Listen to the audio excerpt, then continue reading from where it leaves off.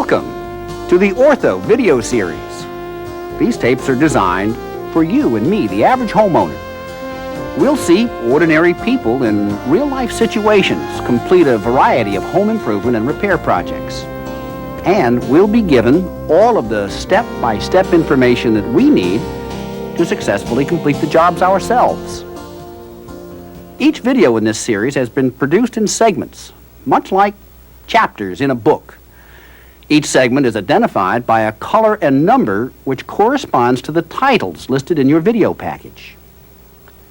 Before you view the project segment that you're interested in, set the counter on your video recorder to 0. And as you view each segment for the first time, jot down your counter numbers in the boxes provided on the inside of the package. In the future, use these numbers for quick access to the information you want, when you want it. There is no need to watch this video all the way through. Feel free to fast forward to any segment that you're interested in, or reverse to a specific section that you'd like to see again, and then replay it to study the particular information in detail. I'm sure you have a project that you're eager to get started on. Enjoy the program.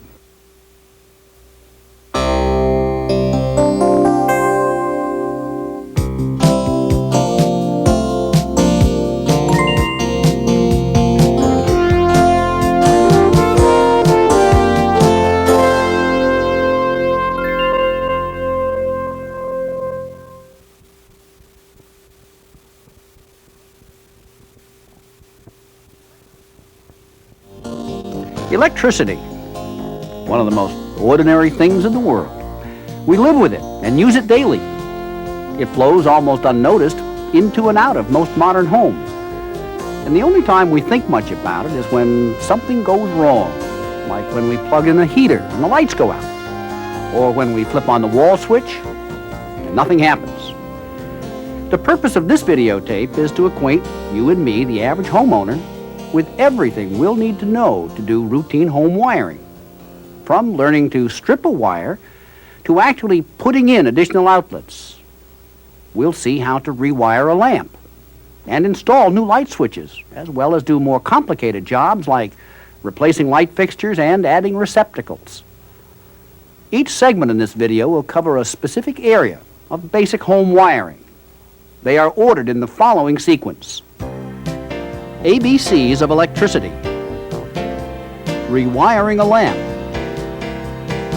replacing receptacles, replacing ceiling fixtures, installing switches, extending circuits. These procedures assume that your house has been wired in accordance with local and national codes. If you have any doubts, ask a professional. Also, follow these basic safety rules. Never touch a bare wire or any metal that is touching bare wire, and do not touch electrical fixtures, switches, or appliances when you are wet or standing on wet ground. More and more homeowners are beginning to do their own electrical repairs. With a little know-how, the average person can safely and easily perform most routine wiring jobs. All we need is a little knowledge and some confidence. Let's start with the basics.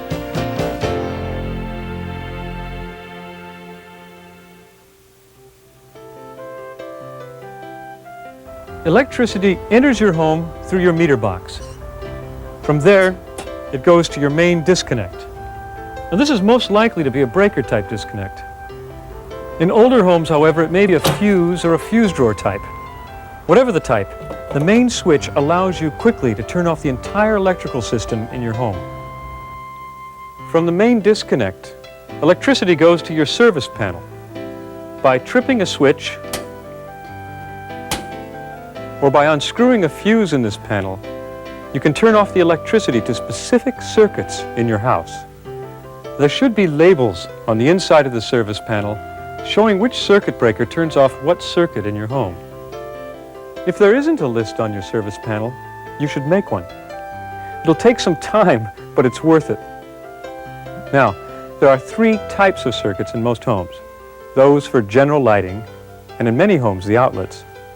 separate circuits for small appliances, and individual circuits for each major appliance. NEC, the National Electric Code, determines the number and types of circuits necessary for your house. You should consult your local building department if you're planning changes or additions to the circuits you now have. The wires that carry electricity in all those circuits come in many different sizes and types. So, which wire should you choose for your particular electrical project or repair work? Well, that depends on the type and location of the circuit or appliance, and particularly upon your local codes. Now, a competent electrician can assist you in your decisions affecting the basic types of electrical work described in this videotape. Whatever the cable or wire you choose, you should know some basics. Let me show you with this piece of non-metallic cable. Incidentally, non-metallic cable is used for the wiring in most homes.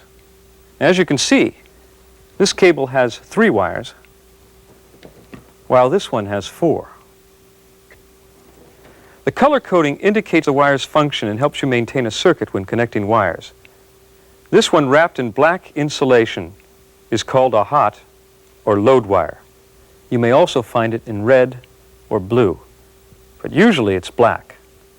This white wire is the neutral wire, and the bare one is the grounding wire. Sometimes it's green or yellow. Never rely solely on color coding for identification. To be sure, use a continuity tester. I'll show you how later. In your repairs and projects, you'll usually join black wire to black wire, white to white, and ground wire to ground wire. Or perhaps you'll attach each color to a specifically colored screw. On a receptacle, for example, you join the black wire to the brass or hot screw, the white wire to the silver or neutral screw, and the ground wire, you guessed it, to the green screw. Now, there is an exception to this normal coloring scheme. It's called a switch loop.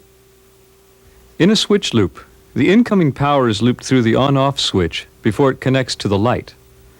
Notice that the white wire leaving the switch to feed the light is now a hot wire. To indicate this, mark each end black by wrapping them with electrician's tape. Before you join wires or attach them to screws, you need to strip off the insulation with a wire stripper or a multi-purpose tool. A knife blade will work, but the blade might very well damage the wire. This cable stripper is used to take off the sheathing of the cable. First, you have to remove about 8 inches of the sheathing to get at the wires inside. Slip the stripper over the cable, squeeze the blade through the sheathing, and pull. Then you bend back the covering and cut it with a knife.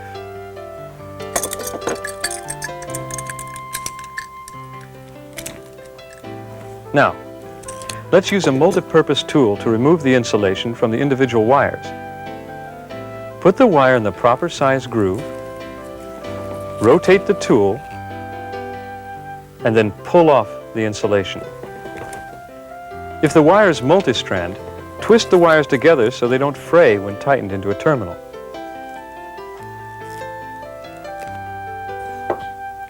After the wires are stripped, you can join them to other wires or attach them with screws. Now, here's a receptacle with screws.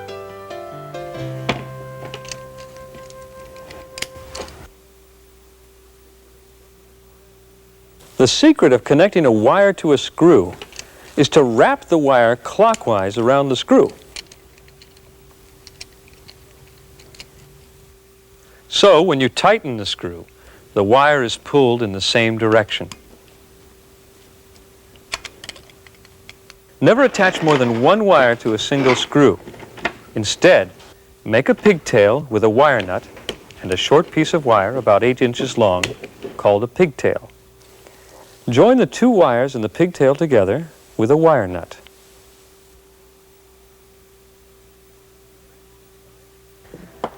There are many different sizes of wire nuts. Check with your salesperson for the one that's right for the size and number of wires you will connect. Whenever you cut circuit wiring to splice it or to connect it to a switch or a receptacle, the connection must be contained in an electrical box. There are many types: plastic, metal, standard, or ganged for 2 receptacles or switches, and so forth. Whichever one you need depends on its use and how many wires and devices it has in it. The National Electrical Code and your local codes regulate what is permitted. Whichever one you get, I'll show you how to connect the cables inside the box. In most plastic boxes, you first punch out a thin plastic section called a knockout.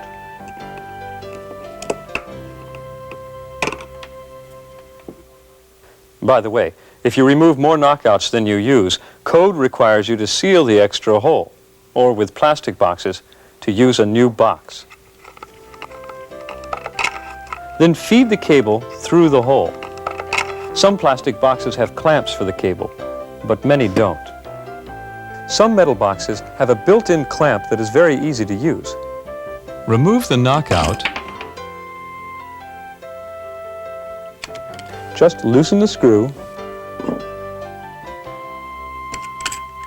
slip the cable through the knockout hole and under the clamp, and tighten the screw again.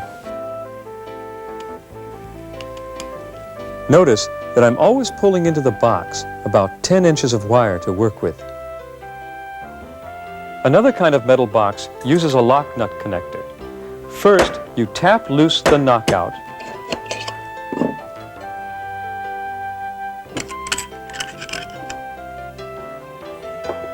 Okay, slip the threaded bushing of the lock nut connector over the cable and screw the clamp tight.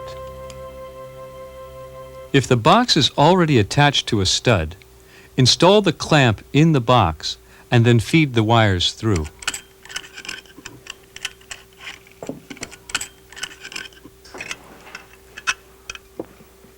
And slip the lock nut over the cable and screw it down.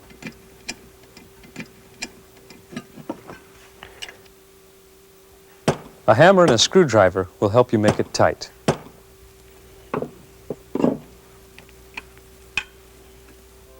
Now let's talk about safety for a moment, beginning with this. A continuity tester. It's one piece of equipment that you really must have. This handy gadget tells you whether wires or devices are hot. That is, if they have live current. To test for current, hold one prong against a known ground, like the metal box, and touch the other prong to all wires and connections. When the tester lights up, the wire is hot. Try all possible combinations with both prongs. On the newer plastic boxes, touch the first probe to the bare ground wire instead of the box and check both terminals. For an outlet to be wired correctly, the tester should light when a connection is made between the hot black wire and the grounded box or a neutral wire. It should not light when a connection is made between the white wire and the grounded box. You can also test for proper grounding by holding one prong in a short slot, the hot one, of the receptacle. Then touch the other prong to the grounding hole. Then the faceplate screw. The continuity tester should light both times. This polarity tester is another device to check whether your receptacle is wired correctly. This one's pretty fancy. Each one of these lights indicates something, whether the polarity is right, whether the receptacle is grounded, and so on. Incidentally, correct polarity is becoming increasingly more important as modern technology permeates our homes, especially computers, electronic media equipment, and certain appliances. You must follow basic safety rules and use common sense to prevent electricity from hurting you. Always deaden the circuit you're working on. Then tape the breaker, lock the box shut, or post a sign to warn others that you're working on a circuit.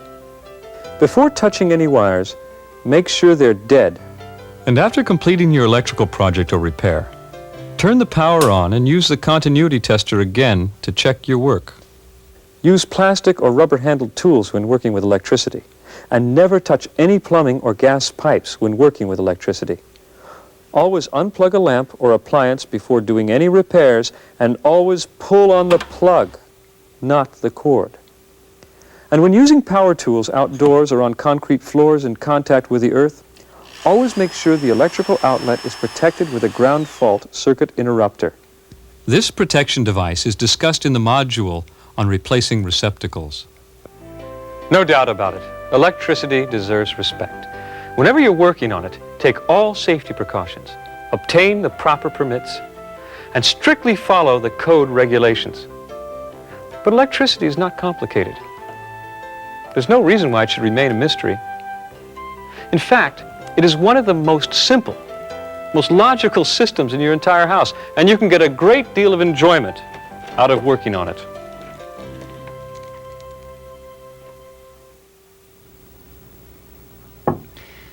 These basics allow us to tackle quite a few simple repairs, but be sure to practice some of those techniques before you try a real job. Many of us have favorite old lamps around the house or stuck in attics or closets. Often they just need a new socket or a cord.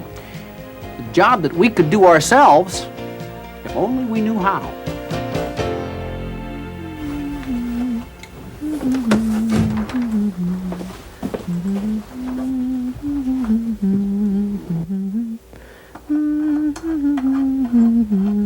Let's see if I can remember how this works. First, I remove the shade. Then I take out the bulb. Now, unclip the harp.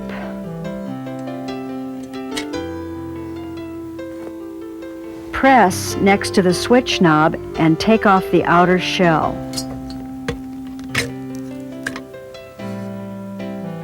There are 2 screws to loosen.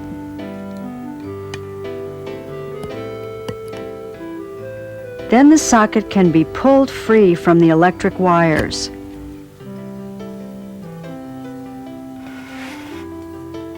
Release the set screw and cut free the underwriter's knot. Save it to refer to later. Then unscrew the base of the socket. Hi, Mom. Hi, honey. Is that the stuff I asked for? Yeah, certainly is. We have the new socket, some new fixture cord, and a new plug. They had several kinds of sockets, so I got the one with the screw switch. Push button, pull chain, screw switch, they're all the same. So how'd you figure out it needs a new socket? I mean, how'd you find out it doesn't just need a new bulb or something? Well, I tried it in another lamp, and it worked. The cord's not frayed, and the plug's good. It has been real hard to turn on the switch lately, and the light's flickered for some time. So what else could it be? I don't know. I suppose it has been hot to touch for a while. It's time that we fixed a potentially dangerous situation. It's also time that we put a long enough cord on this lamp so we can get rid of the extension cord. Yeah, speaking of which, I forgot to measure the length of cord we'd need. But the clerk at the store said I should have measured the distance from the outlet to the lamp, plus the length of the lamp, plus an extra foot to work with. And it looks as though we have more than enough. Now, the first thing we need to do is get rid of this old cord. Would you hand me that tape, please? Mm-hmm. Thanks. Here we go. If we get these lined up. Get a piece of tape around there.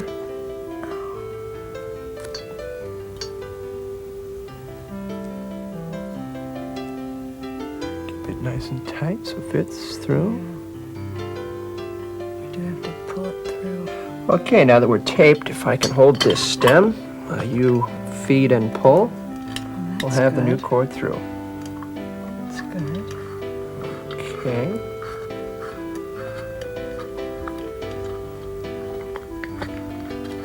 There it is. All right. Good job, Mom.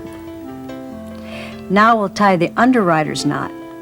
Make a loop with each side, passing the end of one in front of the cord and the other one behind. Thread each end through the opposite loop and tighten. We want to strip off about 1/2 to 3/4 of an inch of insulation here. Then twist the wire clockwise so it won't fray when we tighten it into the screws. Now we're ready for the socket. But first, look. See how the cord is ribbed on one side and smooth on the other? The wire on the rib side is for connecting to the hot terminal of the socket. The hot screw is always brass. We wrap the wire end clockwise again around the terminal screw and tighten it. It's the current in this wire that's broken by the switch.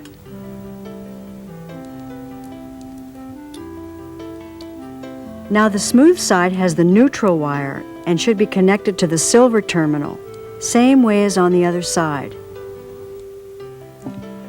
Now we're ready to put the lamp back together. Here, you can do it. Okay, doesn't seem that hard. We just pull this on through, right? Turn that. Great. Okay, we have a seat here. Now we just get the teeth to match. Push it on in. Great. This is called the harp. We're almost done. As I slide the harp on, ooh, look at that. There, we're ready to plug it in. Aren't you forgetting something? Oh yeah, the plug. I see you got the self-connecting kind. Yeah, the clerk said it was real easy to install. That's right. This type of plug does not require stripping the insulation. Just cut the ends square and push them into the plug. Then close the connector firmly. Yep, like that. We are just about finished, Mom. Great. As soon as we get this on here.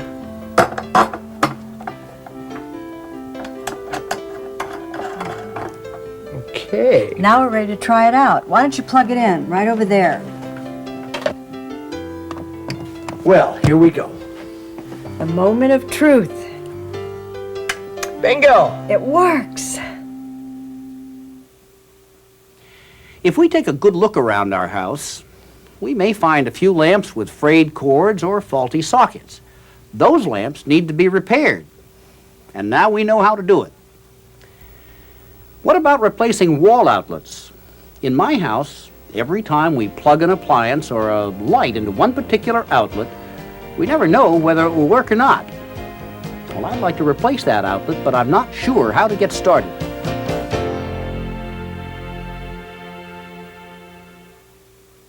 Receptacles in our homes are usually wired together with several in a single circuit. The current flows to and from the receptacles at the beginning, middle, and end of the run. Once you see how, replacing each type is relatively easy. Once you are sure the circuit is safe, remove the cover plate by unscrewing the threaded fastener. Then, unscrew the 2 screws that connect the outlet to the electrical box and pull the receptacle and its wires from the wall. There are 2 basic types of receptacles. This is an end-of-the-run receptacle. Only 2 wires, a black hot wire and a white return wire, are connected to the receptacle. A third grounding wire is connected to a screw on the side of the receptacle. If this were a middle-of-the-run receptacle, 2 black wires, 2 white wires, and the ground wire would be attached. We will see how to install a middle-of-the-run receptacle later in this segment. Loosen the binding screws at the terminals and ground to free the old receptacle. Receptacles of this type are called side-wired receptacles. Another type is the back-wired receptacle. Release its wires by pushing a narrow screwdriver into the slot near the wire holes.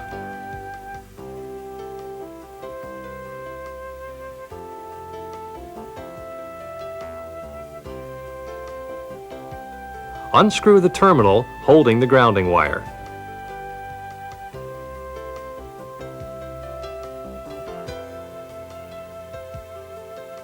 Replace with either a similar one or a receptacle with multiple features, such as a ground fault circuit interrupter or GFCI. These special receptacles are safety devices for use where shock hazards may exist, such as outdoor circuits. They interrupt a circuit in about 1/40th of a second if they sense any current leaks that could shock someone. Carefully follow the installation instructions that come with the GFCI receptacles. Whichever receptacle type is chosen, it must be replaced with one accepting the same type of wire. One type indicates copper or copper-clad wire. The other is for houses with aluminum wiring. After selecting a receptacle, install it starting with the bare ground wire. Attach the ground to the green terminal screw. Then attach the white neutral wire to one of the silver-colored screws.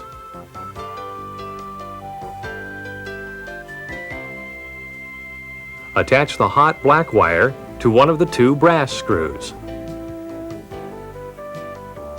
If installing a rear-wired receptacle, push the white neutral wire into the hole on the side marked white or neutral. The black hot wire goes into the other side. Then fasten the ground.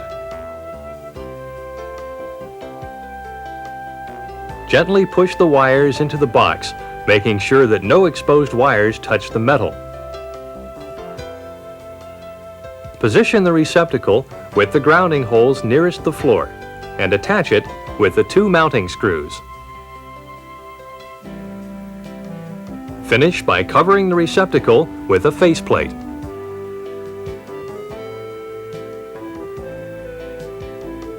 Middle of the run receptacles have two white wires, two black wires, and a ground. Wiring this receptacle follows the same pattern as an end of the run outlet. If one does not already exist, make a pigtail of the white wires.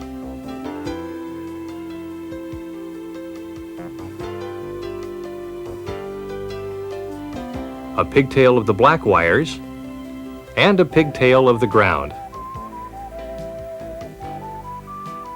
Push the wire nuts back into the receptacle box, leaving a single wire of each color.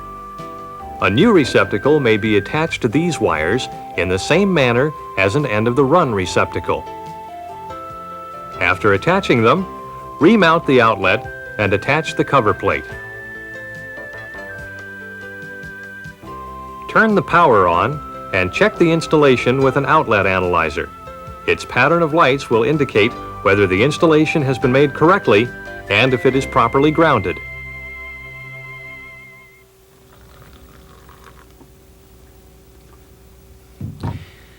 Replacing a wall outlet is really pretty easy.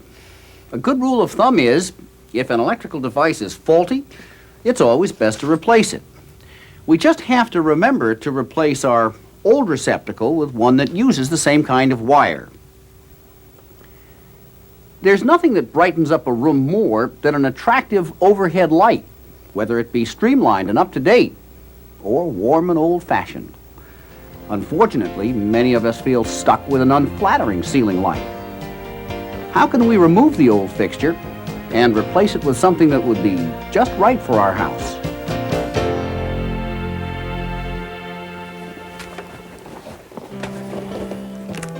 Look at that ugly thing. It's going to feel so good to get this new light up. We didn't buy this house for that old light fixture, that's for sure. Replacing it is really going to make this place look better. I can hardly wait. Don't start anything yet. I'm going to turn the power off. Once I've gotten this old fixture down, remind me to double check the power with that voltage tester. Okay.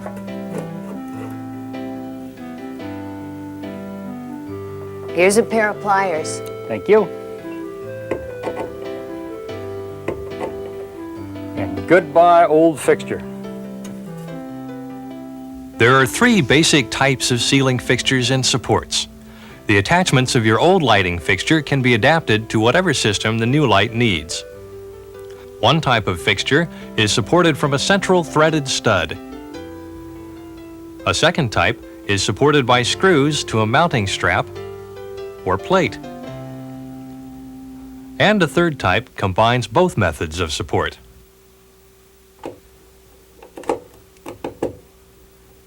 Since the hole in the mounting strap of our ceiling doesn't fit the threaded nipple of our new fixture, it's good that we got a reducing nut from the lamp store. It's threaded at both ends and will join the strap and nipple.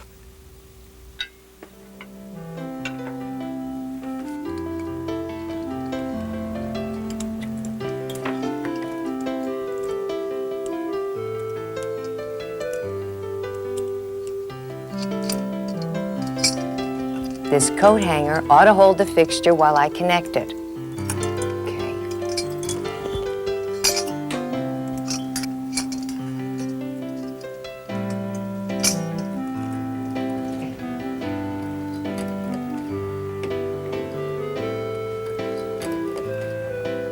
There may be a ground wire with some models. Now to connect the other wires. We connect the white or ribbed wire to the white neutral one from the electrical box and the black or smooth wire to the black. If the fixture had multiple wires, we'd still connect all the blacks together and all the whites together.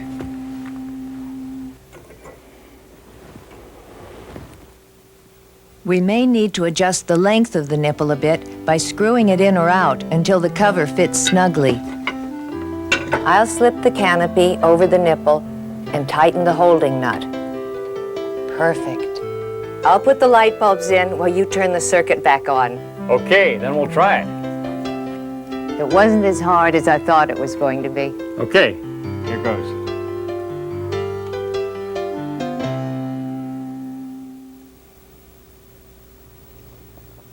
Replacing a ceiling fixture seems easy. Remove the old fixture, wire the new one, and mount it to the box. But it is a job for two people. What if we'd like to replace a few of the wall switches in our house with something more modern, like a new switch or a dimmer? With a dimmer, we can transform the mood of any room just by adjusting a dial, from full brightness down to soft candlelight.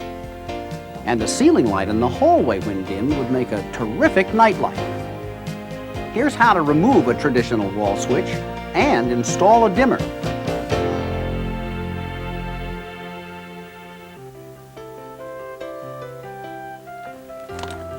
Have I said thank you for helping me replace these old switches with dimmers? Several times.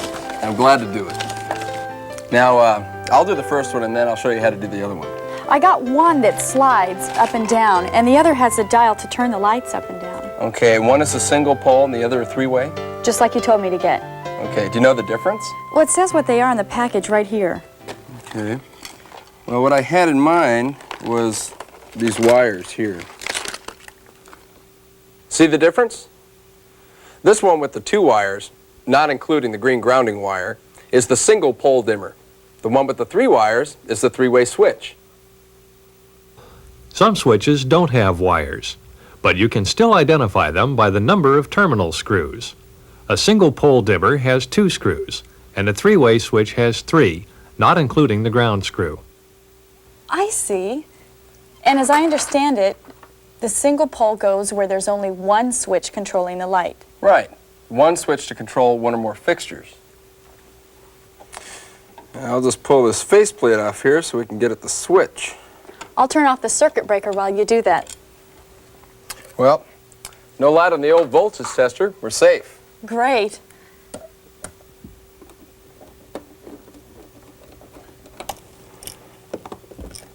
Now, first we pull out the old switch.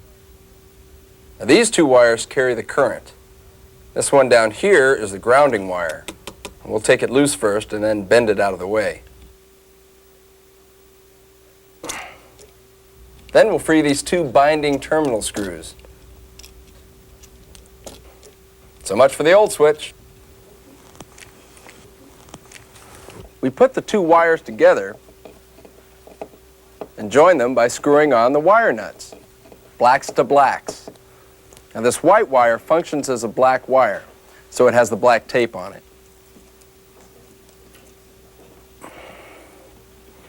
Now green to ground. There. We're set to put it back in.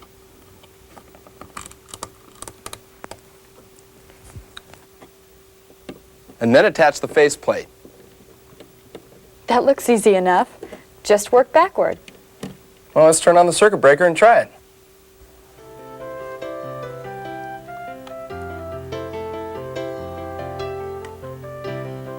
Oh, what a wonderful improvement. Well, now it's my turn to install the three-way dimmer. Come on, back to the circuit breaker to turn off the power to the hall lights. A three-way switch system has two switches to control one or more fixtures. For instance, a hallway often has a switch at each end to turn the hall light on or off.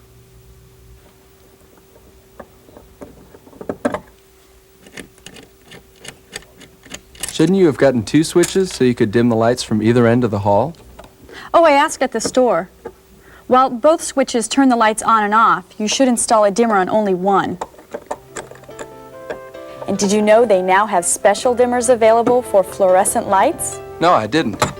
Now, on a three-way switch, we have to keep track of the common wire. Now, sometimes one of the screws is simply marked common, but this one uses the darker screw method. Tag that wire with a little tape.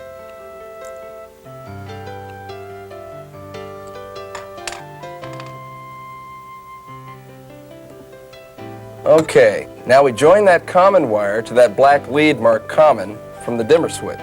And then use the wire nuts to join the other two leads to the remaining two wires. Right.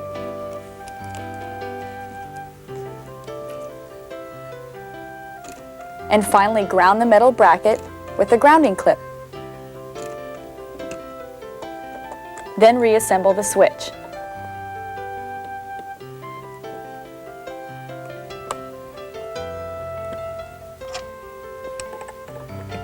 Great. I'll go turn the power on and you can test it.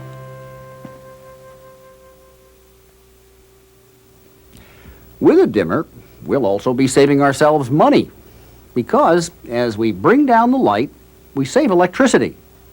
And the bulbs last longer, too. We all know how frustrating it is to rearrange the furniture in our homes and then suddenly realize that there's a shortage of outlets. The end table with our favorite lamp on it can't go where we just placed it because there's nothing to plug the lamp into. Or the TV and the stereo have to stay exactly where they are, even though we would rather have the couch there. If we are tired of having the outlets determine where our furniture should be placed, let's consider the possibility of adding more outlets to our walls. Can we do this ourselves? Let's take a look.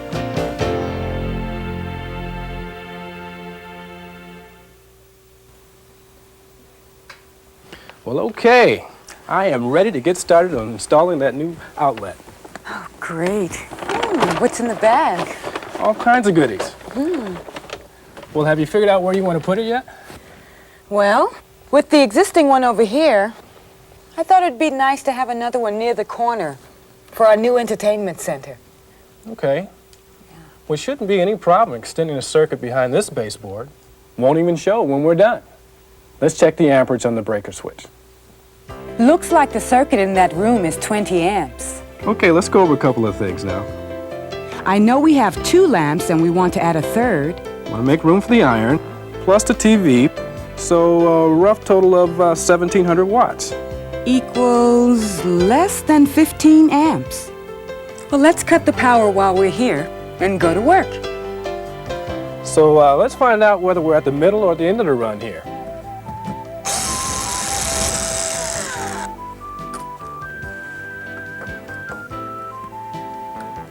We're in luck. This is the end of the run. There are only 3 wires attached to the receptacle. A black, a white, and a ground. I'll punch out the knockout in the bottom of the box to let us extend the circuit down toward the baseboard. So you said you wanted it about here? It looks about right. We need to be about the same distance from the floor as the rest of the outlets in this room. Let's see. About 15 inches. Okay. And let's see. Let's do that here. Okay, so I'll trace an outline here, right around the box.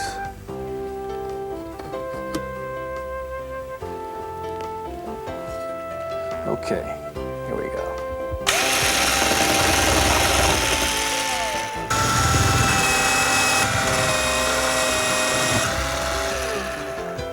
Okay, could you hand me the saw now? Sure.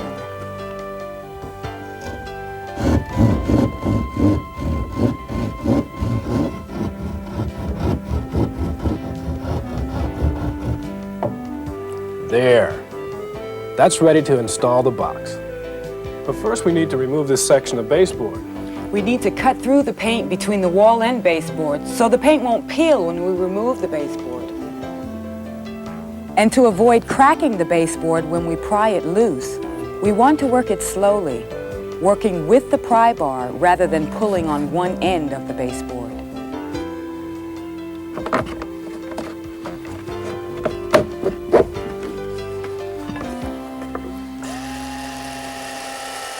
Then we cut away a narrow section of the wallboard between the old and new electrical boxes.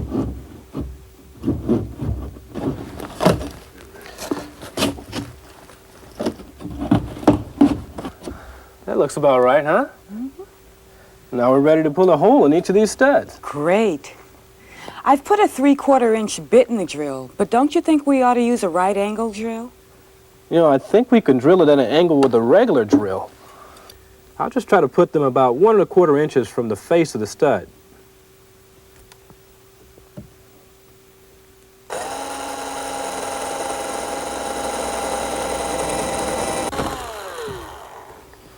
All right, well, one more and we're done. Great.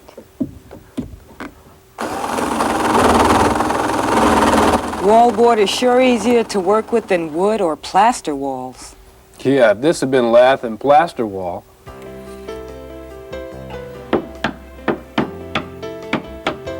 We'd remove the plaster from the full width of one lath.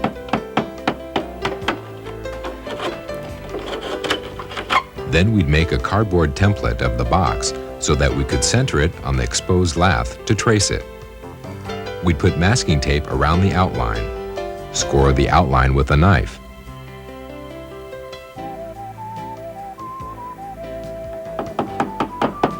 With the outline as a guide, use a chisel to chip away the plaster.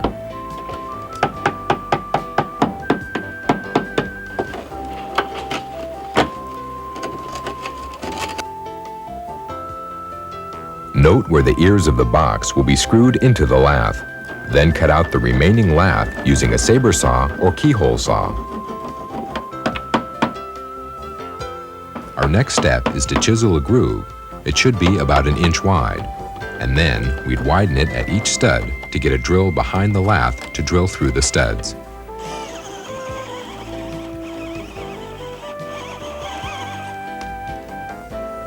If we were putting the new box into a wood wall, we'd drill holes in the corners of the outline and a little beyond the outline at the top and bottom centers. Then we'd cut along the outline with a saber saw or keyhole saw.